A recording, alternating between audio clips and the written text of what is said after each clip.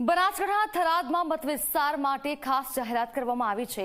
સારું મતદાન થશે તો 7 ગામોને અપાશે વિશેષ ગ્રાન્ટ। જી હા, આ વિશેષ પ્રકારે જાહેરાત કરવામાં આવી છે। વિધાનસભા અધ્યક્ષ શંકર ચૌધરીએ થરાદ મત વિસ્તારના 11 ગામના આગેવાનોને આ અપીલ કરી છે।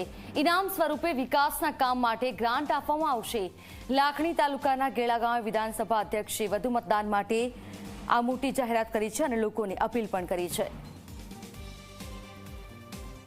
સૌથી વધારે મતદાન જે બૂથ કરે, જે મતદાન કરે એના માટે આવનારા સમયની અંદર એ ગામના વિકાસ માટે, ગામના હિત માટે, ગામના ડેવલપમેન્ટ માટે, વ્યક્તિગત માટે નહીં, ગામના હિત માટે, ગામના વિકાસ માટે જે સૌથી વધારે મતદાન કરે એ બૂથને 25 લાખ રૂપિયાની વિકાસની ગ્રાન્ટ।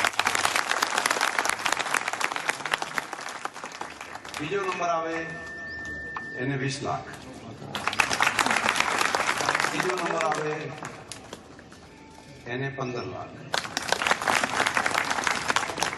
ચોથો નંબર આવે એને 10 લાખ। પાંચમો નંબર જે આવે